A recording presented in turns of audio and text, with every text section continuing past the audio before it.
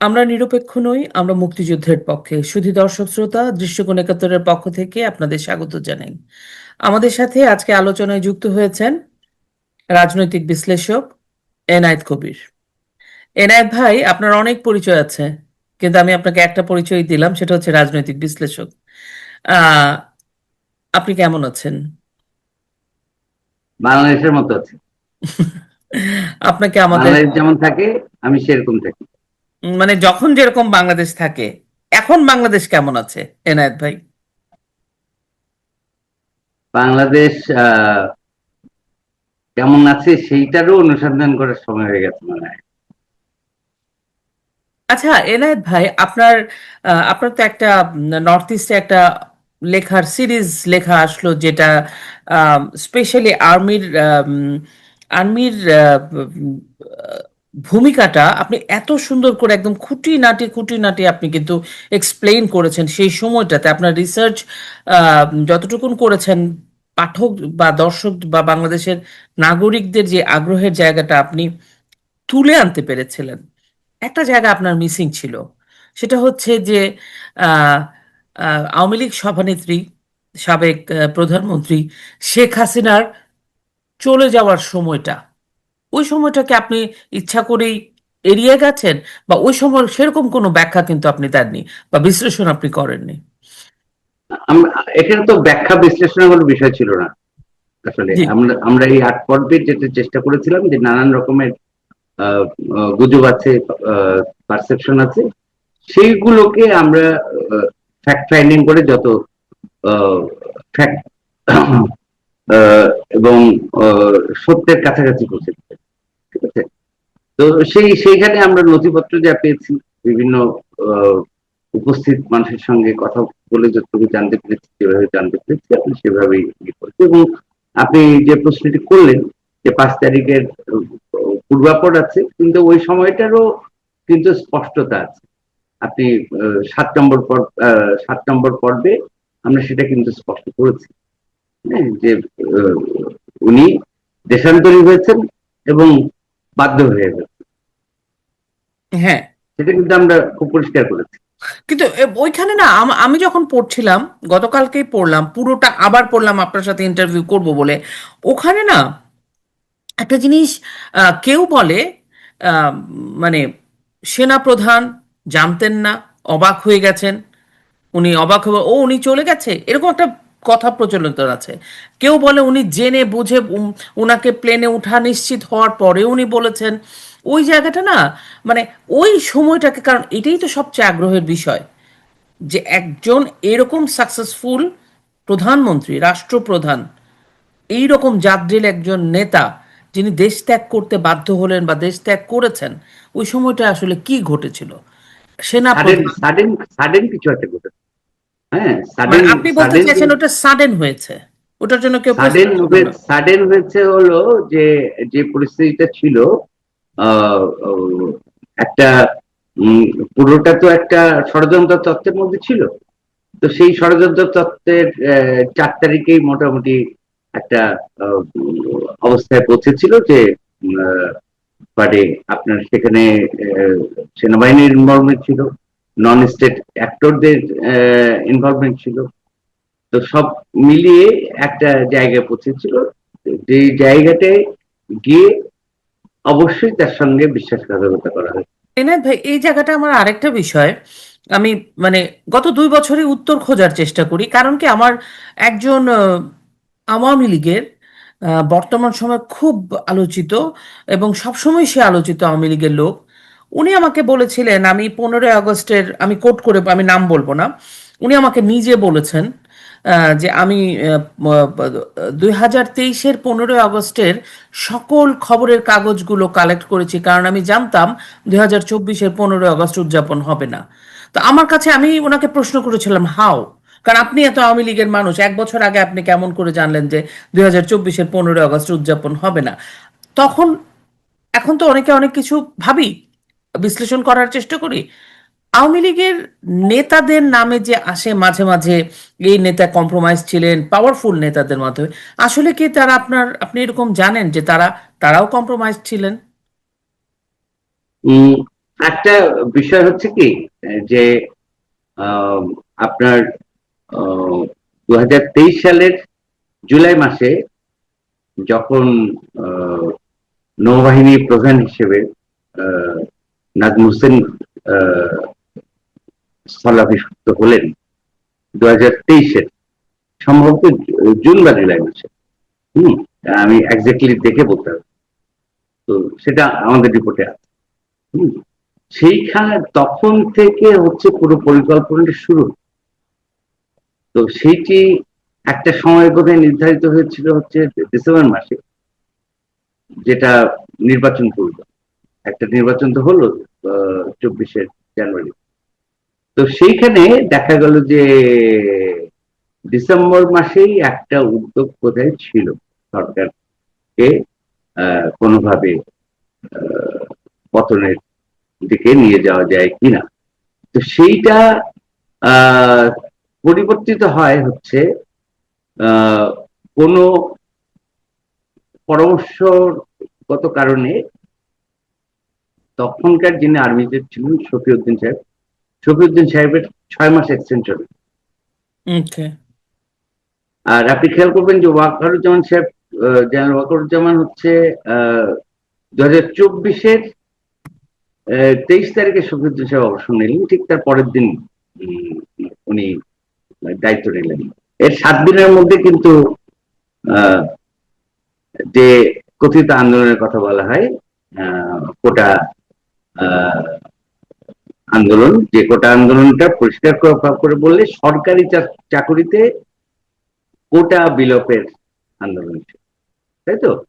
তাই। আচ্ছা, এখন সেই সরকারি চাকুরিতে কোটা বিলোপের আন্দোলন, সেই আন্দোলনটা আসলে আহ, হঠাৎ করে তার সহিংস হয়ে গেল না, হঠাৎ করে তার সশস্ত্র হয়ে গেল না, পরিকল্পিতভাবে না হলে। তো সেই পরিকল্পনাটা আহ, সব দিক থেকেই হয়েছে। সেখানে ধরেন আহ, যেমন সামরিক আহ, আহ, এই এই পুরো বিষয়টার সঙ্গে যেমন সামরিক সম্পর্ক আছে, সেরকম বেসামরিক সম্পর্ক আছে। এবং আহ, প্রধানমন্ত্রীর চারিপাশে তখন তখনকার প্রধানমন্ত্রীকে আসলে এক এক করে ফেলা হয়েছে। আপনি দেখবেন যে তার চারদিকে ঘিরে ফেলা হয়েছে একদম। For example. আহ, সেটা হচ্ছে যে একটা চট্টগ্রাম বলয় গড়ে উঠছে। হ্যাঁ, মোহাম্মদ কাইকোস মুখ্য সচিব তখন।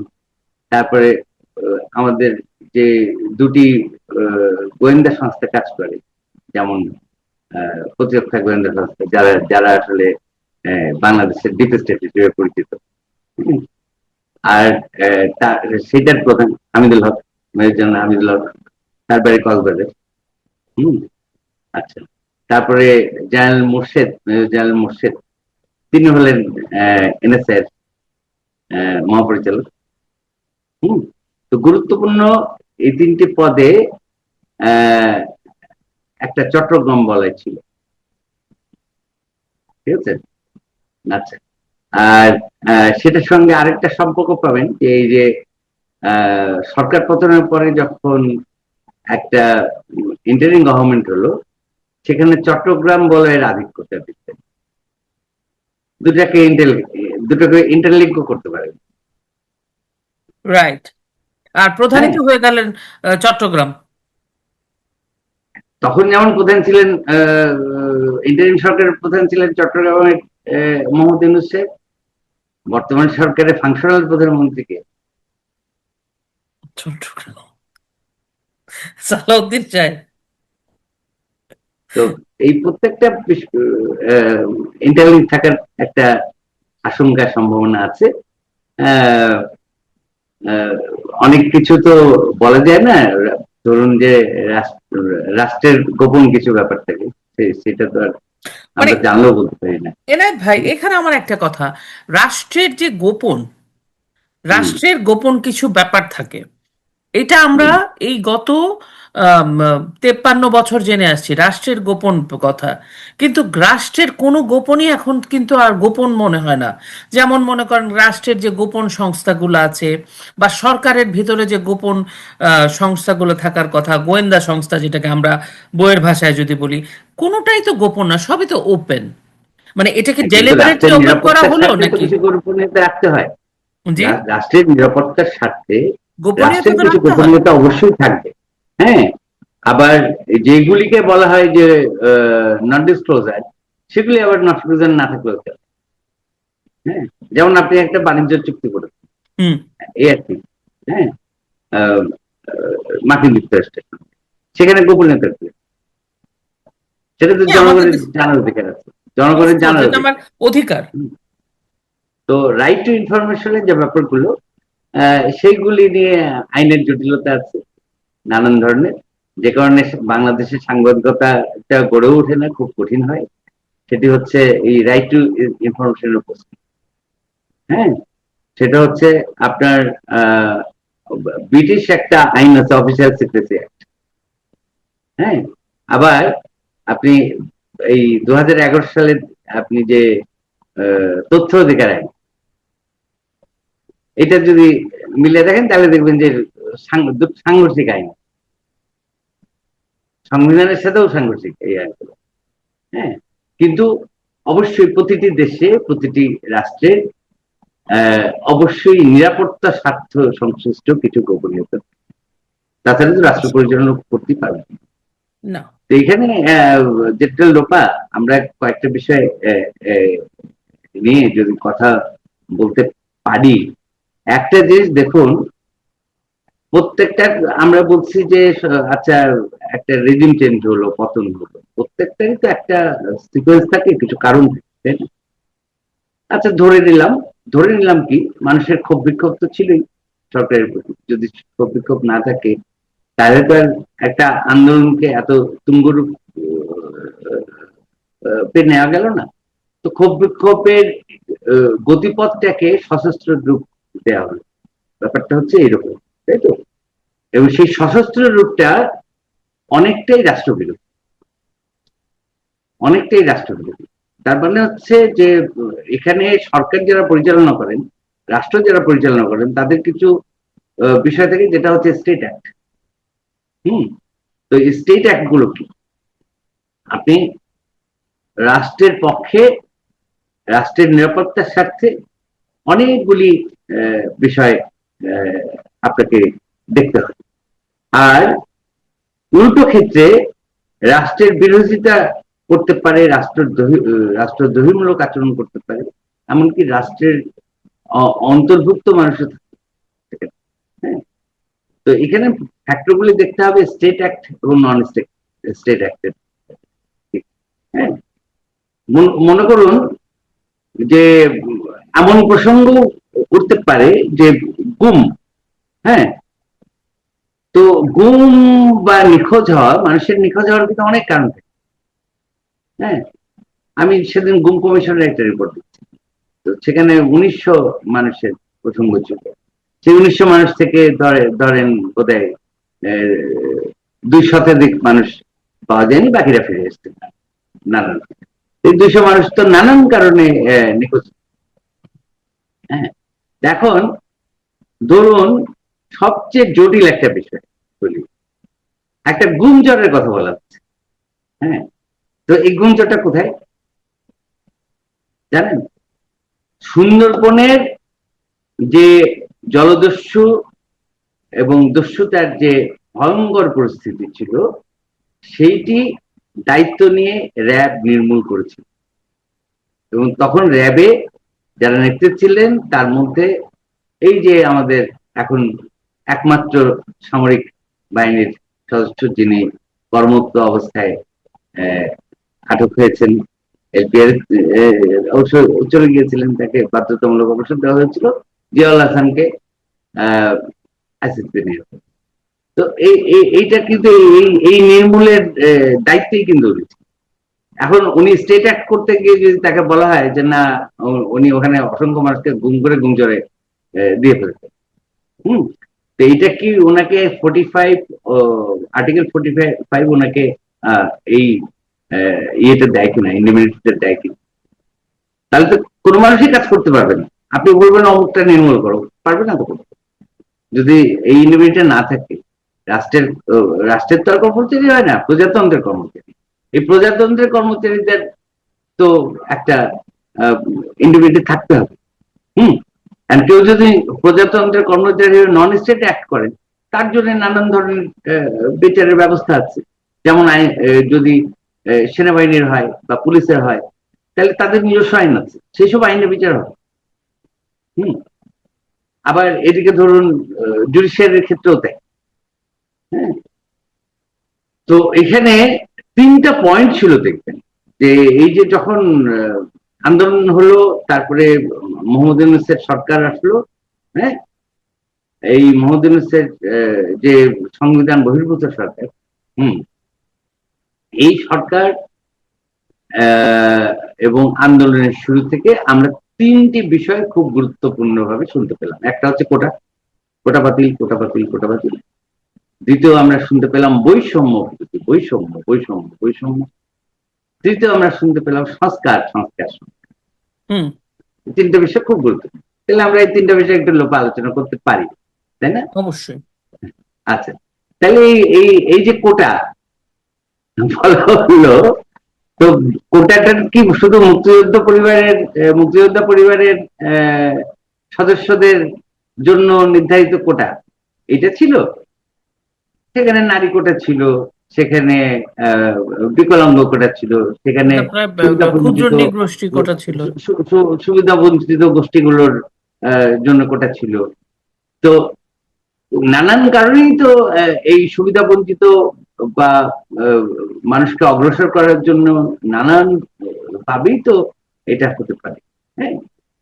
তো এবং এটা খুবই আগলি যে সরকারি চাকরিতে যাওয়ার জন্য একটা তরুণ প্রজন্মের একটা বড় অংশ এত পাগল হয়ে গেছে। কেন ভাই? সরকারি চাকরি এত লোভনীয়? সরকারি চাকরি বলে তো কিছু নেই, জিনিসটা তো প্রজাতন্ত্রের কর্মচারী, তাই না?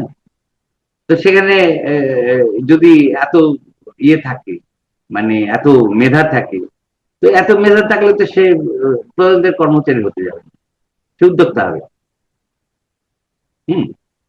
এনিওয়ে, আমার কথা হলো যে এই তারপরে যে 20 মাস, হ্যাঁ, এইটাতে আমরা কি দেখলাম? কোটা কি কমলো নাকি কোটা বাড়লো?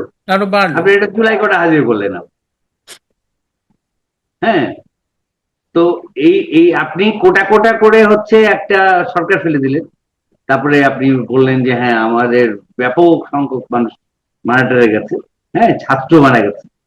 তো ছাত্র কয়জন মারা গেছে, কিভাবে মারা গেছে, সে আইডেন্টি গুলো আমরা পাইনি। হুম।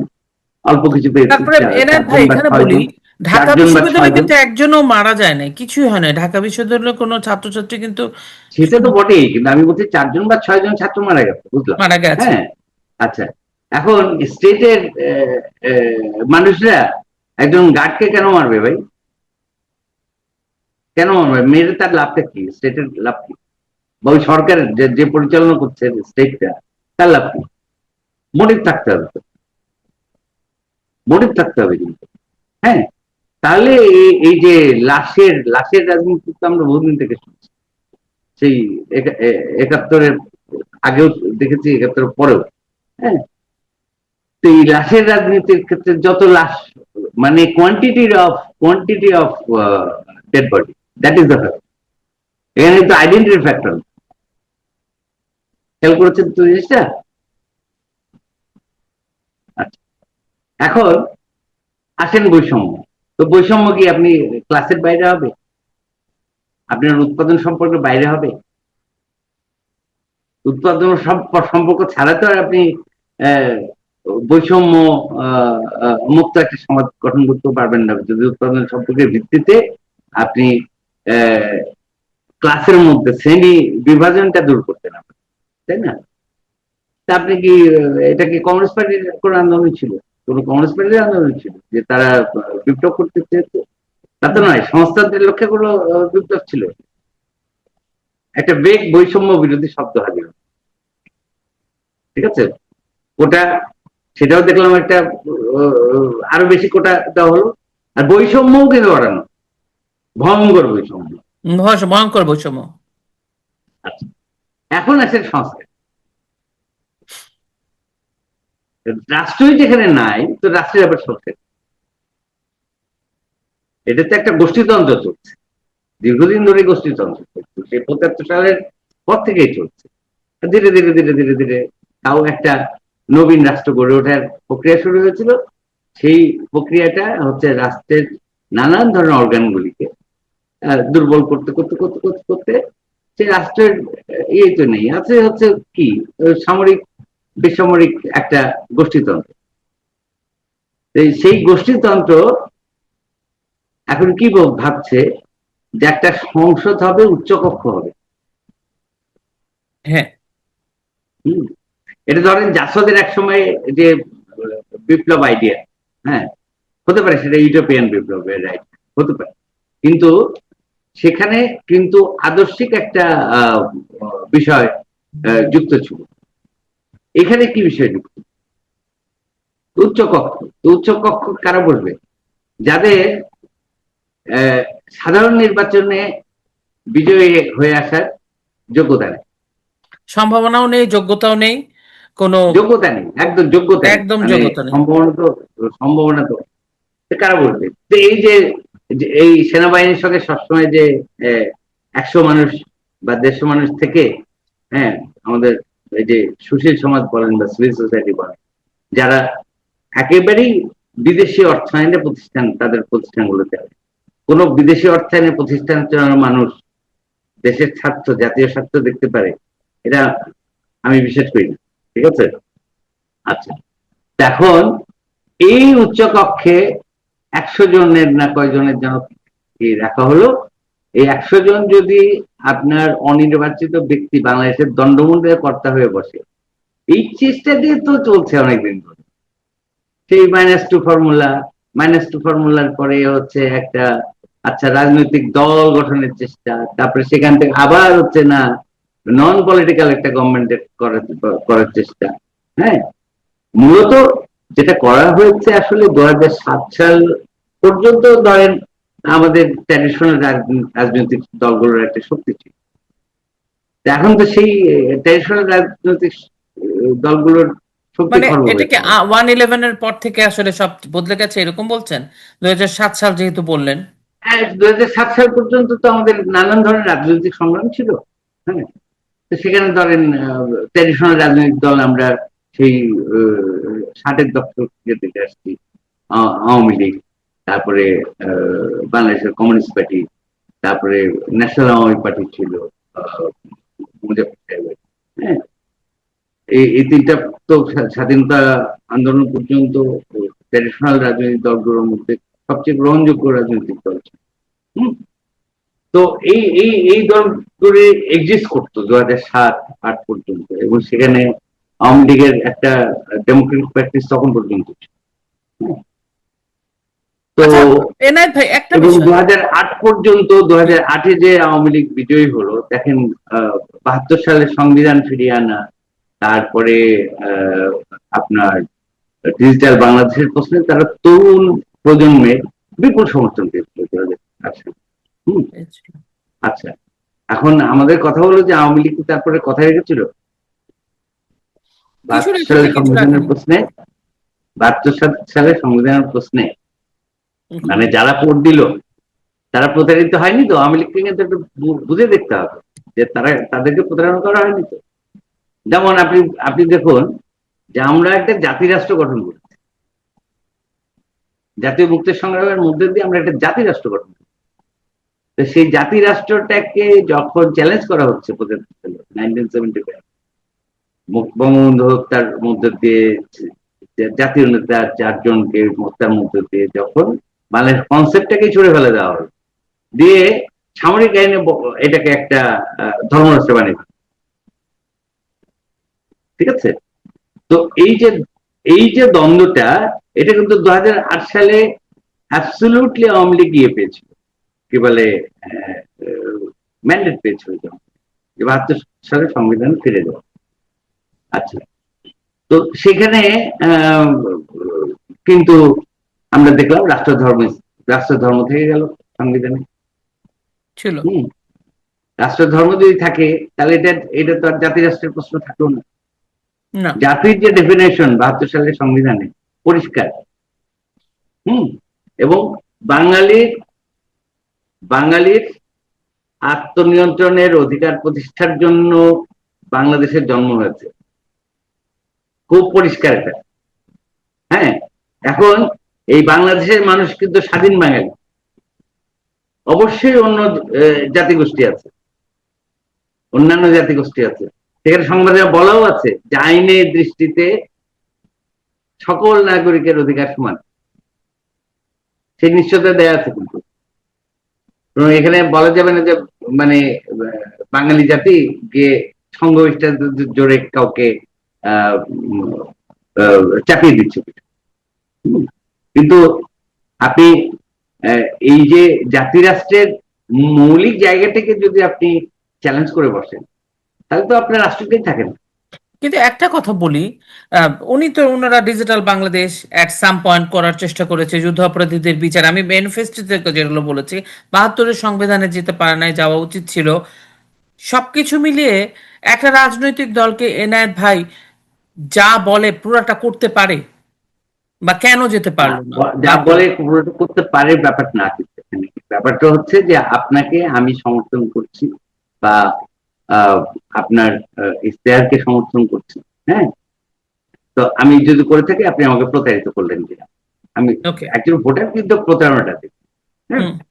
আচ্ছা। তো এখানে একটা বিষয় ছিল যে একটা আদর্শিক জোট ছিল 14 দল, আবার তার সঙ্গে একটা মহাজোট হয়েছিল, যেখানে হচ্ছে একটা নির্বাচনী জোট ছিল। মহাজোটটা কিন্তু নির্বাচনী জোট, 14 দল হচ্ছে আদর্শিক জোট। ঠিক আছে, আচ্ছা। এখানে এই যে নির্বাচনী জোটে হুসেন মোহাম্মদ এরশাদের দল, জাতীয় পার্টি, হ্যাঁ, যারা বেসিক্যালি হচ্ছে এই মানে ধর্মরাষ্ট্র যখন প্রথম সামরিক শাসনামলে হলো, পরের সামরিক শাসনামলে এরশাদ সাহেব এসে রাষ্ট্রধর্ম রাষ্ট্রধর্ম ইয়ে করলেন, অষ্টম সংশোধন ইসলাম। করলেন। এইটি নিয়ে কিন্তু কোন রাজনৈতিক দল এই 8 সালের পরে আর ট্র্যাডিশনাল রাজনৈতিক দলগুলো, সুতরাং ট্র্যাডিশনাল রাজনৈতিক দলগুলো যদি তাদের আদর্শিক জায়গা থেকে চলে যায়, মানে আওয়ামী লীগের তো বিএনপিকরণ হওয়ার দরকার নেই। আওয়ামী লীগের বিএনপিকরণ হয়েছে একদম। যদি আমরা দেখি 14 সাল থেকে 24 সাল পর্যন্ত আওয়ামী লীগের বরং বিএনপিকরণ হয়ে গেছে। তো বিএনপিকরণটা কি? সেটা হচ্ছে বিএনপির জন্ম হয়েছিল একটা কিংস পার্টি হিসেবে, সেনা শাসকের হাত ধরে। সেখানে যোগ দিয়েছিলেন মুসলিম লীগ, সেখানে যোগ দিয়েছিল ন্যাপ ভাসানীর জাদু মিয়ার অংশ। এরা কিন্তু সবাই মুক্তিযুদ্ধ বিরোধী, কেউ সশস্ত্র বিরোধিতা করেছে, কেউ আদর্শিক বিরোধিতা করেছে। হ্যাঁ, এখন আপনি যদি দেখেন যে এই আদর্শিক বিরোধিতা এবং সশস্ত্র বিরোধিতার যে অংশগুলো, তাদের একটা প্ল্যাটফর্ম হয়ে উঠলো বিএনপি, কিন্তু সেই দলটাই আবার আপনি মানেন বা আপনি মানেন বা না মানেন, আমি মানি বা না মানি, সেই দলটাই কিন্তু আবার 80-র দশকে মানে এরশাদ বিরোধী আন্দোলনের মধ্যে দিয়ে তারাও কিন্তু একটা ট্র্যাডিশনাল রাজনৈতিক দলের মতো করে গড়ে উঠতে শুরু করেছিল খালেদা জিয়ার নেতৃত্বে। হ্যাঁ, সেটা তো আর সামরিক শাসকের দল, যেটা আন্দোলন সংগ্রামের মধ্যে দিয়ে একটা দল কিন্তু একটা প্রক্রিয়ার মধ্যে ছিল। তো সেই দলটার তো একটা ম্যাচুরিটি এসেছে। হ্যাঁ, তারা এখন সরকারে আছে। তো সরকারে থাকলে কি হবে,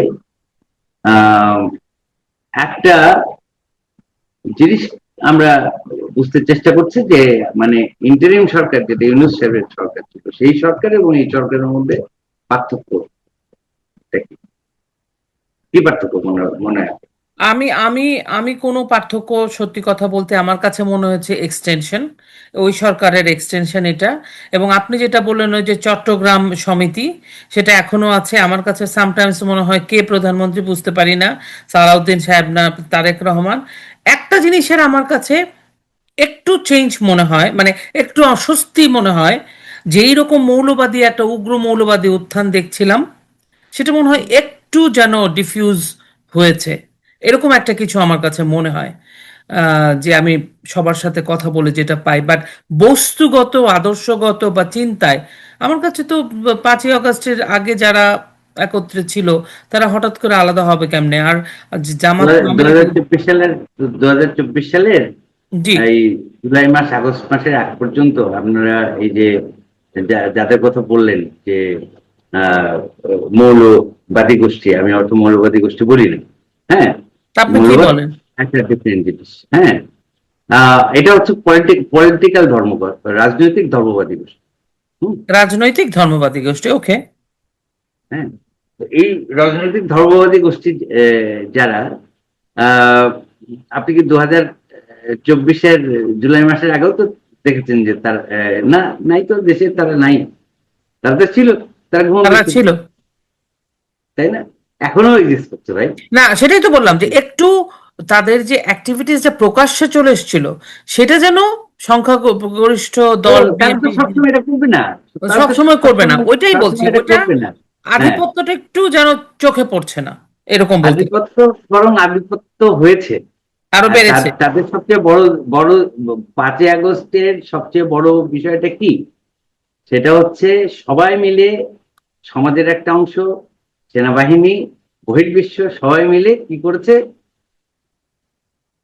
যুদ্ধাপরাধী জামাত ইসলামীকে বাংলাদেশে রাজনৈতিকভাবে প্রতিষ্ঠিত করেছে। প্রতিষ্ঠিত করেছে, এবং একটা খুব পরিষ্কার।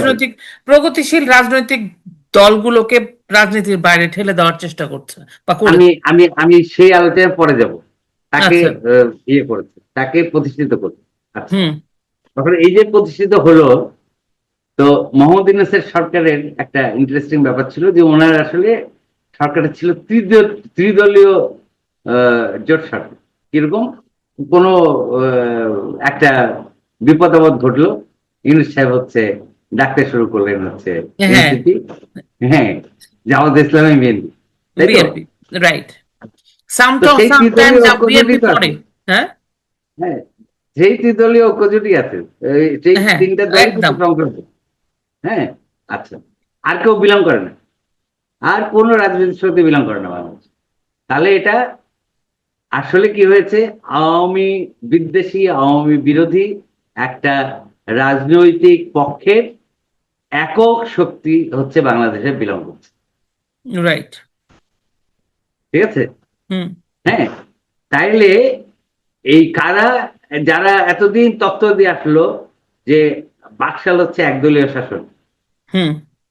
বাকশাল তো আপনার আহ, কি বলে প্র্যাকটিসেই যেতে পারে না। রাজনৈতিকভাবে বাকশাল কনসেপ্টটা গ্রহণ করা হয়েছে, কিন্তু এটা তো শুরুই হতে পারেনি। ঠিক আছে? 65,000 গ্রামে যৌথ খামার হয়নি। ঠিক আছে? না। 65,000 গ্রামে যৌথ খামার হলে কি হইলে কি হইতো, সেটা বাকশালে আমরা আর দেখিনি। হুম, কিন্তু আপনি কি বললেন একদলীয়, তো ওটাকে কি ছিল? জাতীয় দল ছিল। তো জাতীয় দলে কারা ছিল? দেখেন কারা ছিল, মূল রাজনৈতিক শক্তিগুলো ছিল সেখানে, তাই না? আওয়ামী লীগ ছিল, সিপিবি ছিল, আহ আপনি ন্যাপ বাকশালের কথা বলছেন? ন্যাপ হ্যাঁ। মুজাফর ছিল, জনসংহতি সংহতি সমিতি ছিল, তারপরে জাতীয় লীগ ছিল। হ্যাঁ, আচ্ছা, কে ছিল বাইরে? জাসদ। হুম। হ্যাঁ, কে ছিল বাইরে? ভাসানী না। এখন বলুন তো, যে জাসদের বিশাল রাজনৈতিক শক্তি ছিল বলা হয়ে থাকে হুম। 75 পর্যন্ত। তো বাংলাদেশকে বঙ্গবন্ধু হত্যার পরে উদ্ধার করতে পারলো না কেন? বলে বঙ্গবন্ধুকে যে হত্যার পরে রাজনৈতিক ভাবে জাসদ কেন উদ্ধার করতে পারলো না বাংলাদেশকে? হ্যাঁ, বল। আহ, ভাসানী না কেন পারলো না? এই হ্যাঁ, এই যে দুটো শক্তিগুলো, হ্যাঁ দুটো যে দল শক্তি, বাইরে ছিল এবং দুটো দলের বিশাল শক্তি, বিশাল বিশাল আওয়ামী বিরোধী শক্তি। তো তারা কেন আস্তে আস্তে বিলীন হয়ে গেল রাজনৈতিক ভাবে? হাসিনা পুরোটাই বিলীন হয়ে গেল ইয়েতে, আপনার কোথায়, বিএনপিতে। হ্যাঁ, আর জাসদ কয় ভাগ হচ্ছে আপনি আমার চেয়ে ভালো জানেন। হ্যাঁ হ্যাঁ, ভাগ ভাগ হতে হতে হতে একদমই মূল রাজনৈতিক শক্তি হিসেবে যেটুকু জাসদ, সেই সেইটুকু জাসদ হচ্ছে 14 দলের সঙ্গে। হ্যাঁ বাকিগুলো, বাকি বাকি প্রত্যেকটি গ্রুপ, জাসদের প্রত্যেকটি গ্রুপ, একটা বড় গ্রুপ তো 75 সালে পরে নাই হয়ে গেল। নাই হয়ে গেল কেন? তারা তো ছিল স্বাধীনতা বিরোধী, আশ্রয় নিয়েছিল জাসদের মধ্যে, শেল্টার নিয়েছিল। এই যে শফিক নাকি জাসদ করছে, জামাত ইসলামের আমি। শুনি যে হ্যাঁ, ছাত্রলীগের নাকি কিছুদিন করেছে। হ্যাঁ। তো তাহলে কি, তাহলে ওই যে ওইভাবে ছিল। হম, ছাত্র শক্তি, জামাতের সেই সংগঠন, হ্যাঁ তারা ইনফিল্ট্রেটেড লিখিত হয়েছিল দিয়েছিল। অবশ্যই। হ্যাঁ, তো জাসদ আমাদের ছিল। আচ্ছা, তো তারপরে জাত আস্তে আস্তে ক্ষয়িষ্ণু হলো, মানে ওরা চলে গেল। হ্যাঁ, তারপরে নিজেদের মধ্যে সংঘর্ষ শুরু হলো, বিরোধ শুরু হলো, আদর্শিক বিরোধ কিছুটা, কিছুটা অন্য বিরোধ। তো সেই বিরোধে বাসদ হলো। হ্যাঁ, আচ্ছা, আবার আসম রফ সাহেবরা 18 দফা এরশাদ করতে চলে গেলেন। মানে বঙ্গবন্ধুর রাজনীতি তাদের পছন্দ হলো না, এরশাদের রাজনীতি পছন্দ হলো। ঠিক তো? হ্যাঁ তো এই ঘটনাগুলি ঘটলো। হ্যাঁ, এইটার পিছনে বড় ছিল যে জাসদের যে বৈপ্লবিক শক্তিটা, সেই বৈপ্লবিক শক্তিটা যিনি ধারণ করতেন, তাকে তখন করে ফেলা হলো। হ্যাঁ, এবং তার খুনের পিছনে জাসদের একাংশ জড়িত ছিল কিনা সেটাতে সন্দেহ আছে। আমি সেটা নিয়েও একটা ইনভেস্টিগেশনে আছি। আছেন, হুম, আমি, ইনভেস্টিগেশন আছেন। হ্যাঁ, ওকে। আমি আমি বলতে চাচ্ছি যে যে বৈপ্লবিক শক্তিটা হচ্ছে কর্নেল তাহের লিড করতেন, সেটাকেই তো আঘাত করা হয়েছে। গণবাহিনী। জাসদের আর কোনো কিছুকে আঘাত করা হয়নি, না। খেয়াল করবেন। আর সেনাবাহিনীর সেই সব অফিসারকে হত্যা করা হলো, খুন করা হলো এই 75 থেকে 1981। হ্যাঁ, যারা, যাদের মোটিভেশন ছিল মুক্তিযুদ্ধে, হ্যাঁ মোটিভেটেড মুক্তিযুদ্ধ ছিল। ঠিক আছে, তো এইরকম 81 সালের মধ্যে আসলে আমাদের রাজনৈতিক নেতৃত্ব বলেন, যারা বাংলাদেশের সপ্তম নেতৃত্ব বলেন, তাদের সবাইকেই খুন করে ফেলা হয়েছে। হুম, এরপরে একটা বিশাল ঘটনা ঘটেছে। হ্যাঁ, একটা গণতান্ত্রিক আন্দোলন হয়েছে, সেখানে আহ, শেখ হাসিনা এবং খালেদা জিয়ার নেতৃত্ব দিয়েছেন দুটো রাজনৈতিক পক্ষে, এবং 30 বছরের উপরে বা 35 বছর তারা কিন্তু শাসন করেছেন, এবং সেখানে পুরুষতন্ত্র ছিল না। যে কারণে পুরুষতন্ত্রের বিশাল যে আহ, আহ, ভয়ঙ্কর সিচুয়েশন আমরা গত 18 মাস 20 মাসে দেখছি, এটি কিন্তু ছিল না। না। এই 30-35 বছরের নেতৃত্বটা, হ্যাঁ, ওনাদের হাতে ছিল। তার মধ্যে বেশি সময়টাই শেখ হাসিনা ছিলেন। হ্যাঁ, এবং তার হচ্ছে আহ, একটা খুবই স্বাভাবিক, বেশি সময় শাসন করলে তার কন্ট্রিবিউশন বেশি হবে। হ্যাঁ, তো এই এই এই এই এই এই 5ই আগস্টের পিছনে পুরুষতন্ত্র হচ্ছে। দুই, আপনার যে -2 ফর্মুলা, এটার মধ্যে পুরুষতন্ত্র ছিল বিপুল ভাবে। হুম। কারণ আমাদের বাংলাদেশে আপনি দুটো গোষ্ঠী, একটা হচ্ছে পেশাগত গোষ্ঠী হিসেবে সামরিক বাহিনী, তারা মনে করে যে কোনো আহ, আহ, কি বলে, কোনো হচ্ছে সিভিল মানুষ, হ্যাঁ, বা রাজনীতিবিদ, হ্যাঁ, এরা সব অযোগ্য। উর্দি পড়া মানুষ না হলে বাকিটা সবাই অযোগ্য। ঠিক আছে, তো সেই অযোগ্যদেরকে তো আর দেশ পরিচালনা করতে দেওয়া যাবে না, সুতরাং ওনারা বারবার রাষ্ট্র দখল করেন। শুধু দর্শক, উম, আশা করি আজকের আলোচনা আপনাদের ভালো লাগবে এবং আমরা একটু অন্যরকম আলোচনা করতে চেয়েছি, আর একটু ভিতরের খবরাখবর কি হয়েছিল 5ই আগস্টে সেটা জানার চেষ্টা করেছি। আমি আপনাদেরকে বলবো, নর্থ ইস্ট নিউজ বলে একটা অনলাইন পোর্টাল আছে, যেখানে এনায়েত কবির ভাই আম, 8 পর্বের একটা ধারাবাহিক লিখেছেন, যেখানে 5ই আগস্টের আগের সময়টা জুলাই এবং 5ই আগস্টের সময়টা এবং তার দু একদিন পরের সময়টাকে উনি ভীষণভাবে পুঙ্খানুপুঙ্খ তুলে ধরার চেষ্টা করেছেন, স্পেশালি সেনাবাহিনীর জায়গাটা, ভূমিকাটা, এবং তারা কিভাবে এগিয়েছে, কি হয়েছে আসলে, কিভাবে মানুষ, বাংলার জনগণ প্রতারিত হয়েছে, সেটা উনি তুলে ধরার চেষ্টা করেছেন। আপনারা চাইলে পড়তে পারেন। এটা আপনারা অনলাইনে পেয়ে যাবেন, নর্থ ইস্ট অনলাইন পোর্টাল। আপনাদের জন্য শুভকামনা জানাই। আপনারা সবাই ভালো থাকবেন, সুস্থ থাকবেন, নিরাপদে থাকবেন। চলুন দেশকে ভালোবাসি। জয় বাংলা, জয় বঙ্গবন্ধু।